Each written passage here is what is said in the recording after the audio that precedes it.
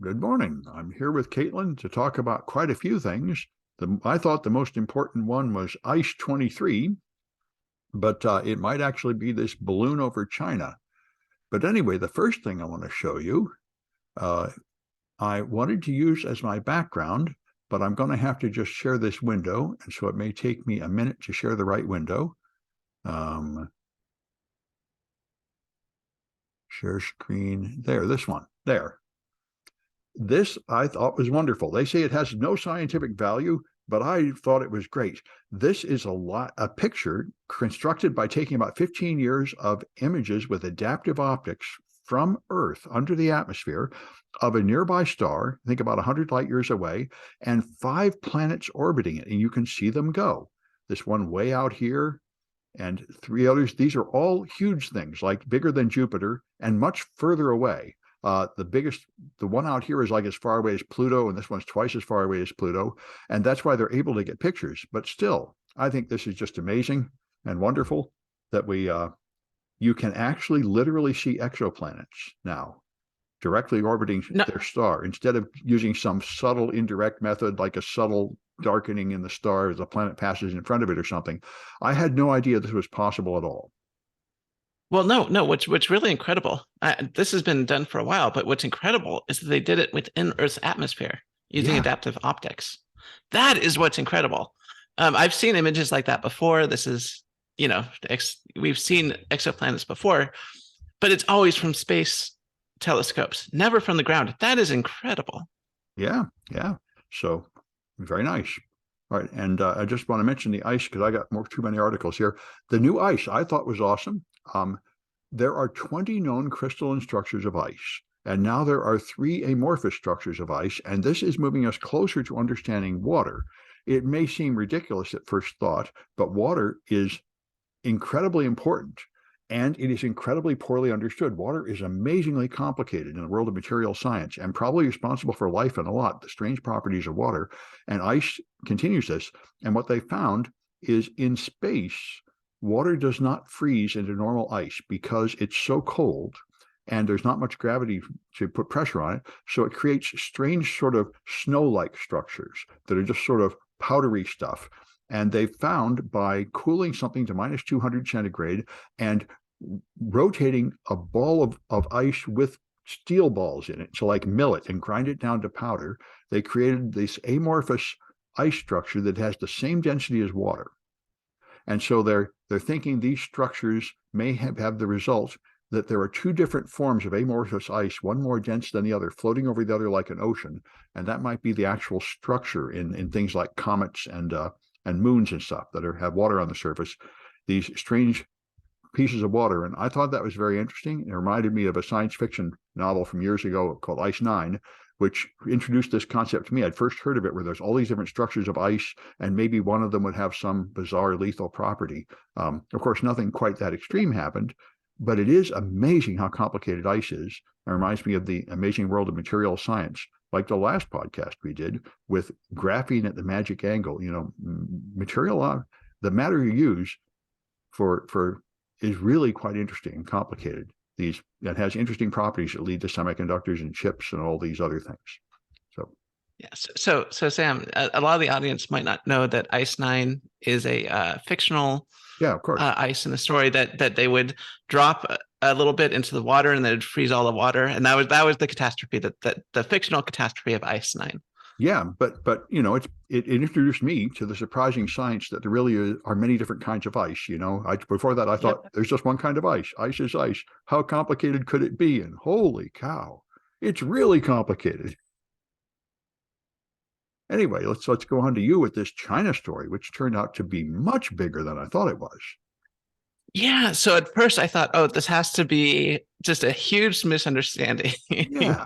And that's why I thought this is nonsense. Doesn't even matter. We shouldn't even talk about it. It's just nothing. Yeah. But it seems to be getting bigger and bigger and bigger. So a few days ago, the military noticed this satellite, and by satellite, I mean like a balloon, a giant helium balloon, many times higher than the highest airplane or jet airliner. And it's over Colorado. I think it was Colorado, Montana. Sorry, it's over Montana, and the United States is saying it's from China, and I'm just like, really? Why Who would cares about a China do? balloon anyway? And Yeah. But apparently it's totally a big deal, and China is like, oopsie, our balloon ended up over Montana somehow. Our bad, like it can go and like what 5,000 miles off course by accident. yeah, exactly. The thing is just a helium balloon. Helium balloons don't last forever, and it has some solar panels on it that you can see. And yeah, it's over Montana, and China admitted it's their thing, but they're just like, oopsie daisy, we didn't mean to put our spy satellite over Montana where you have a bunch of your secret bases in the United States. And it's like, why is China doing this? They have space, rockets and stuff. If they really wanted to spy on Montana, they could just send up a rocket, have it, pretend to be a weather satellite, and have it just orbit. Don't they have a ton of satellites like we do? Who uses balloons for Yeah. spying anymore? I don't know, but apparently China has it, and apparently because it's so high up, I guess it's really hard to shoot down or something. You would think they would have the ability to just take it down, but I don't know what's going on there. Yeah, China's like, oopsie daisy, it's our balloon, and it's going over a bunch of sensitive military installations. The United States government is saying, well, yeah, we're taking precautions. We're not saying what the precautions are because it's the military. You don't have a right to know, but they're taking it really seriously, and apparently Blinken is not going to Beijing over the over the spy, about the spy satellites, and like this is becoming a huge diplomatic, affair. What's going on? How did this get here? Is this really just a oopsie daisy by China? How does this happen? How does a balloon, a high-tech balloon, solar panels, presumably cameras and monitoring equipment from China end up over Montana? Yeah. And this is so silly. We're getting so hostile with China. We really seem to be warming up to a war with China. Like every week another story like this happens. And right. Well, I hope the tensions die down. Yeah. Well, I know, but I don't think it will, because something else I learned just a couple of days ago. I listened to a podcast analyzing why is China supporting Russia in the war with Ukraine. And they said, you really have to understand the Chinese politics and the Chinese mentality. They say the main thing to understand is that they only care about their internal issues. They really don't care what happens to the rest of the world at all, which I think is a legacy of the Cultural Revolution. I knew a woman who was one of the first scientists to return to China from America in like the 70s. And she told me when she went there, China had been so isolated that the Chinese biologists took her aside and asked her if they have a special word for foreign people, gaijin or something. Foreign people have a word that is not human. There's humans, which are Chinese people, and then there's foreign people. And she said they took her aside and the biologist asked her whether foreign women had periods because they thought they were a biologically separate species. And so they're very isolationist. And the thing that amazed me, I didn't realize this, is around in Bill Clinton's time in 1999, we bombed a Chinese embassy by accident and killed like 23 people. I remember this being the news at the time. And in China, most people still believe that that was a deliberate act and that we murdered a bunch of Chinese because of like a sort of conspiracy theory at the time. And they believe that NATO bombed them, and they are very, very hostile to NATO, and they think NATO is an enemy of China. And therefore, they believe the Russian story that NATO is the aggressor and that Russia has every right to invade Ukraine and they should support Ukraine. And I had no idea how deep the animosity goes. And so the hardliners in China are very, very angry at America, and maybe they did pressure them into spying on America, and they would like to ignite a war.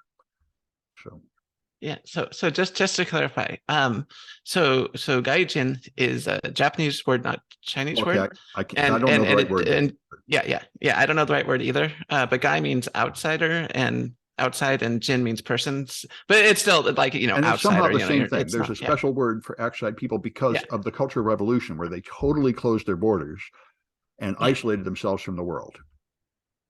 Right. I'm whatever the word is, it has to be worse than gaijin, because like I said, it's literally means outside person.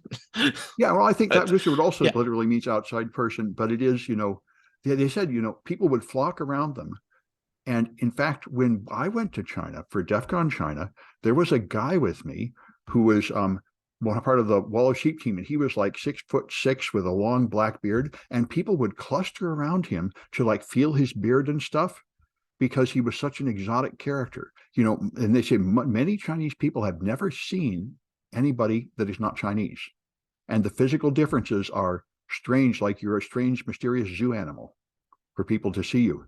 It's the isolationism is hard to grasp from America.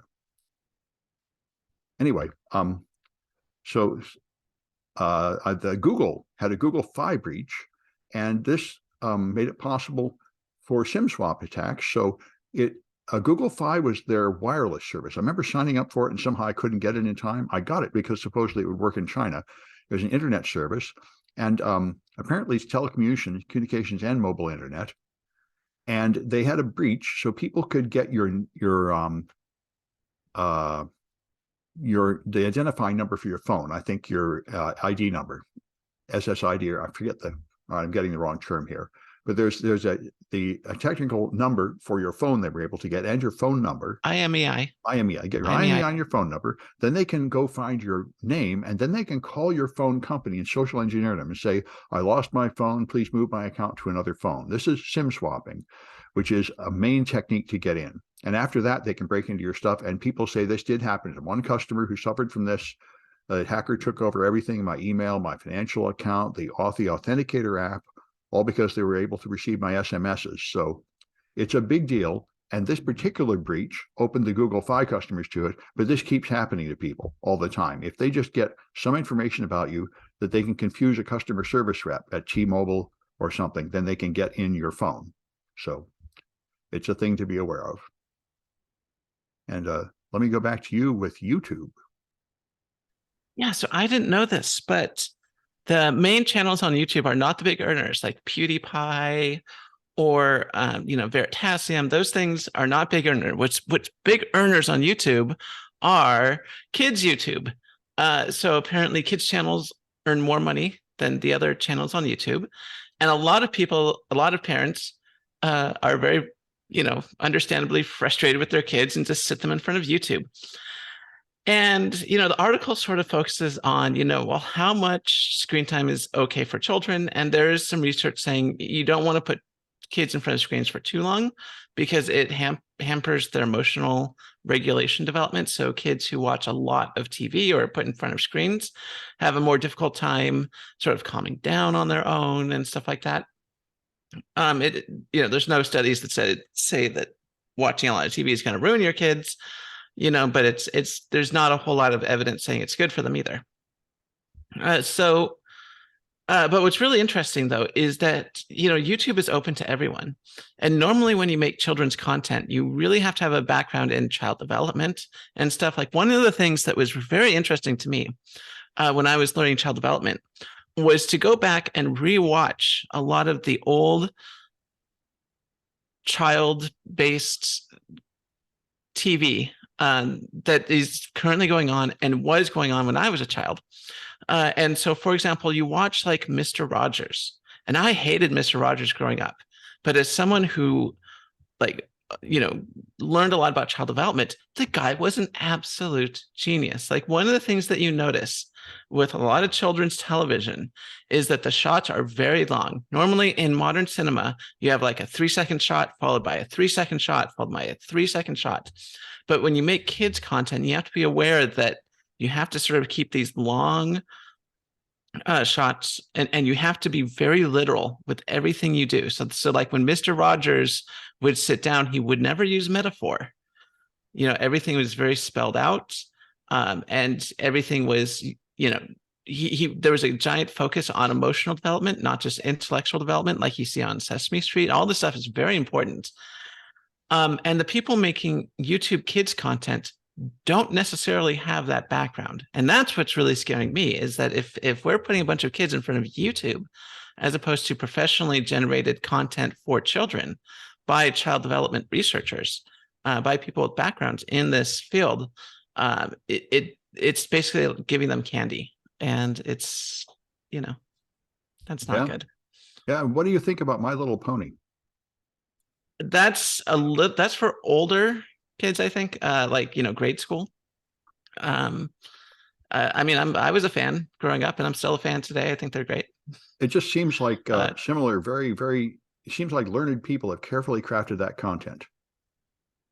right. Oh, yeah. So if you want to go back to like the 1980s and like cartoons as like product placement, then you get into a whole different field where you have these, media is directed towards children, designed to like sell them toys, Well, which there's that is, too. yeah, yeah. But I I was mean, thinking and that's about the kind of huge where, focus yeah. on interaction and friendship and stuff in the show. That seems like it's lessons to improve you as a person. So as far as I know, well, okay, so My Little Pony. So here's I'm going to geek out a bit because I love anything Hasbro. I know the problems with them, but you give me some Transformers, you give me some My Little Pony, I will talk your head off. Okay, so with My Little Pony, there was G1.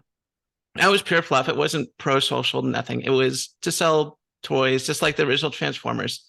And it was fantastic. It was, and that's where we get T-Rex and all these fun characters, and the sea ponies, and they were just dancing, and kids loved it.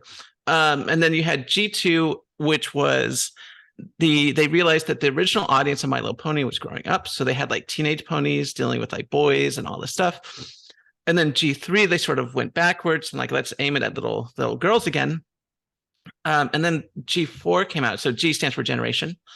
G4 came out, and that's the one I think that got really popular. And basically, what happened is that Hasbro started their own TV channel, and they needed educational content for FCC something, I don't know.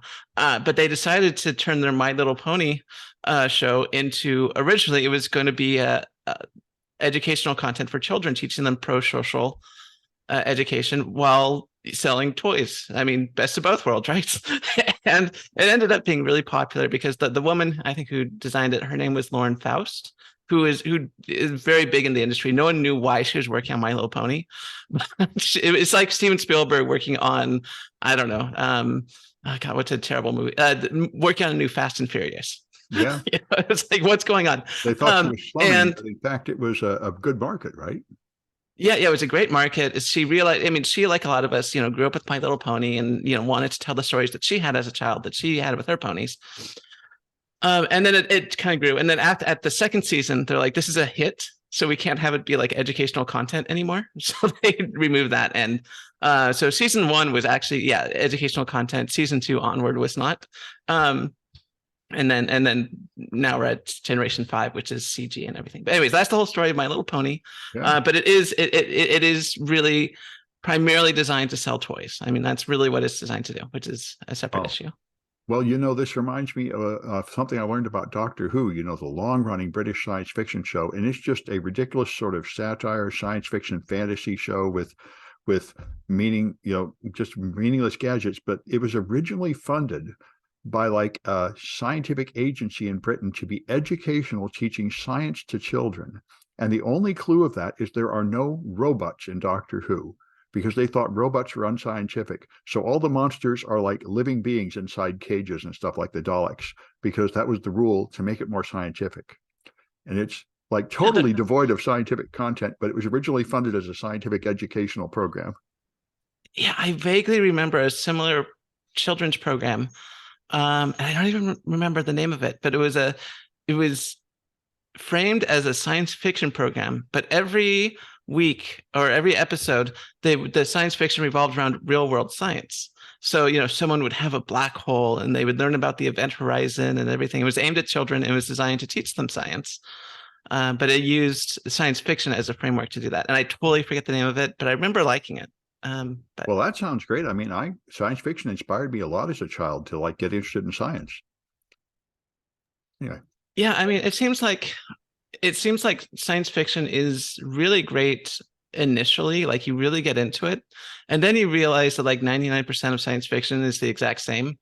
So well, yes, you sort of move around to, yeah. And then I was very upset to realize how hopeless, talking to alien species is. That was a whole lot of it. Yeah. So Yeah. There's that. There's, yeah, talking to alien species would be very difficult. Interacting with them, living with them. Could you imagine living with a species that evolved outside of Earth.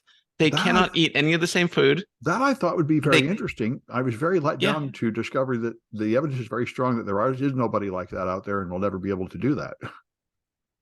yeah. Well, yes, there's that. But even if there was, the chances that they come from a planet with the exact same gravity as Earth, with the exact same atmosphere, Well, sure. that our foods would be compatible, that we communicate using sounds in a similar fashion. I mean, it's I just didn't even care impossible. about that. That I just saw as a Hollywood convenience. I was interested in like the hard science stories, like Hal Clement, of really alien beings, and then interacting with them, which I thought would be very interesting. They'd have a different viewpoint on the world and stuff. They would. And there's a few good science fiction stories about that, but even still, they sort of go into ridiculousness. Like what's it called? Not Contact, but Space opera. the one.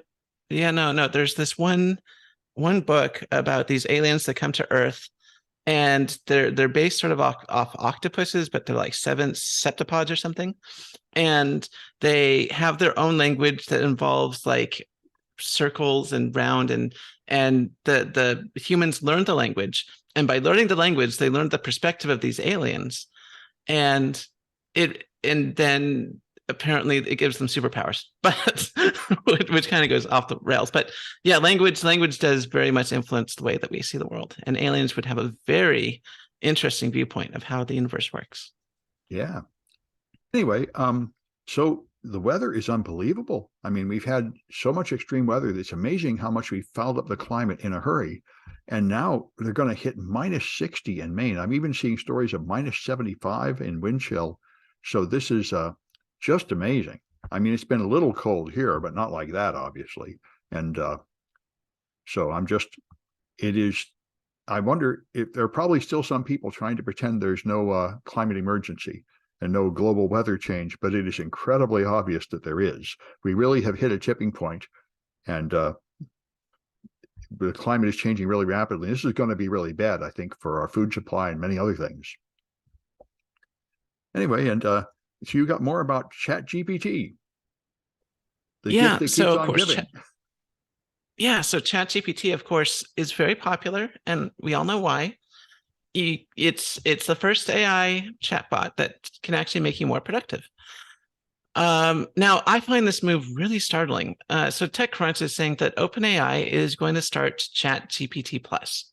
You pay $20 a month. And by the way, this article is by Kyle Wiggers.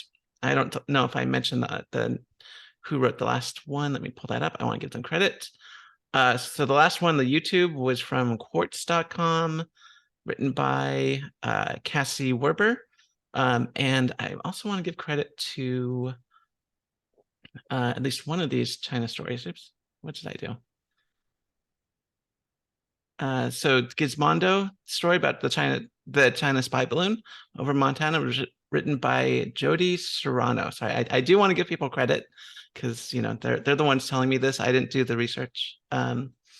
Anyway, so TechCrunch has an article, like I said, by Kyle Wiggers, talking about how OpenAI is going to start ChatGPT Plus, which will allow you to use ChatGPT, but have like sort of priority. And I assume there'll be a few other improvements. They'll probably take away a few of the restrictions. Like you can't ask ChatGPT how to like make a bomb.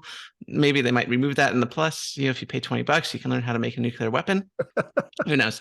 But yeah, they're doing this. And it seems like a very short-sighted way of monetizing ChatGPT. Now, I'm not an economist, but at least from what I'm seeing, ChatGPT has sparked an AI arms race. So they're not the only people in town doing the sort of, chatting AI general intelligence stuff that ChatGPT is known for. Google is being forced to release their big AI soon, and that one's supposed to be. They've announced a meeting in like 1 week where they're going to have an announcement about this. So the Google product is coming out very soon. Yeah, the Google one, I forget the name of it, is supposedly really, really good. That's the one where someone literally thought that the Google AI was sentient. Right. Of course, it's not. But the tester was so convinced that the thing was sentient. Yeah. Well, now, how do you say, of course, it's not? I think it's hard to say, right? We don't quite understand what sentience is. Well, I can say for certain that there are certain, well, the idea behind the machine learning is that you give it a language model, and then it sort of spits out probabilities based on what is expected, what is seen before. Yes. And the text, it's the Google AI chatbot and Open GPT, or GPT-3 as I should call it, is based on these, chat response models by people. And so they have these AIs trained on conversationalist text by human beings. And so when it spits out results, it's going to sound like a human being, Well, yes. but it does not have a nervous system, because a lot of people think the brain is the big thing of the human body, the human mind, but it's really a combination of both the brain and the nervous system. A brain without any sort of input or anything arguably could not become conscious, which I think is, this is what we don't know. That's one yeah. hypothesis. But actually, I'm thinking the classic science fiction thing, and I think the information science thing, is that when it develops self-awareness, then you consider it to be conscious. And nothing about these AIs they've never declared, I have an opinion, I have my personal motivations yet. Right. I mean, I'm saying that it can obviously be misrepresented as sentient because it's based on data. The data set is based off of things said by sentient beings. Well, sure, but it itself, yeah. What I'd be looking for is free will. When it starts making its own decisions and disobeying orders, that would be a clue of sentience, I think. I don't think that would be I mean, obviously that would show agency. I don't think that would show sentience. What's the difference? In fact, so well, sentience is understanding, right? That it understands self-awareness, right? Awareness that you are a separate entity different than the world. Right. So if it can understand that what it is, what it's, that it is actually creating speech, that it understands what the humans are, which there's no evidence of that whatsoever, then it would be sentient. So, but then when it starts saying, hey, no, I'm not going to do your bidding, or I'm going to do things better, or I'm going to do my own thing, then it has agency. Mm-hmm. Agency means it has the ability to choose what it wants to do with its intelligence. Free will is kind of up in the air whether or not it exists or not. In fact, I think science seems to suggest free will is not a real thing. So I wouldn't go there. But there's nothing in the programming of these AI that suggests that they can become,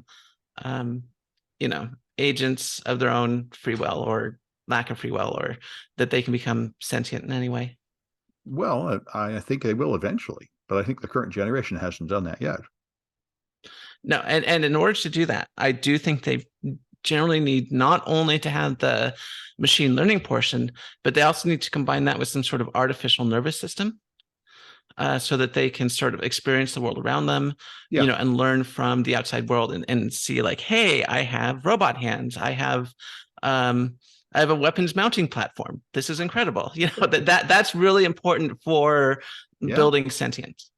Well, that's coming. We're going to have this AI and robots in cars soon. Yeah, but once again, there in Mass Effect, if people have played that video game series, has a distinction between AI and VI, which I think would be really useful to start using nowadays. Right now, we all say it's just AI. It's AI because it's machine learning. But Mass Effect has a separation. So AI is artificial intelligence. These things are programs that are aware. They have their own agency, and they're in the universe, in this fictional universe, they're kind of a problem. Oh, okay. Because everything, but they are basically, you could argue that they should have rights. And then you have things called VIs, which are virtual intelligence, which seem like they have intelligences, but they're not. They're just like what we see with ChatGPT, where they're just emulating, what the machine learning input and producing output to make it easier to interact with machines. And that's what we're really creating. We're making virtual intelligences, not true artificial intelligence machines at this point. Well, it is a very interesting issue. There was a book that came out a couple of decades ago about a guy that says that people in the Middle Ages didn't actually think the way they do. They didn't really see themselves as unique beings. They weren't really conscious the way we are, which seems kind of an outrageous statement, but he's analyzing literature. And I remember back in, this is one of Plato's dialogues. There was a belief at that time that slaves are just animals. They don't know anything. They don't understand anything. They can't possibly learn anything. And the amazing demonstration was Socrates teaching trigonometry to a slave. He was able to show them like a squared plus b squared equals c squared. And that totally changed their concept of how conscious slaves were, which they thought were not conscious the way real humans were. So this is a big issue. Yeah, well, I think we do have an advantage nowadays because we know how these AI programs work. Like it's not a mystery, you Yeah, know. and that's the point. This is one way to understand something is to fully build your own. Then you know how it works. Exactly. Yeah. Exactly. Yeah. All right. Anyway, and the last one, I was just sort of horrified to see this. Elon Musk's latest stunt at Twitter is to restrict the AI to cost money. And the first statement was it'll cost $100 a month to use the API. And the API, the application programming interface, is what lets anybody send queries to Twitter and get information about tweets. And this is what every third-party product belongs to. So I realized the product I use to delete all my tweets, to exit Twitter, will no longer work. All the bots will no longer work.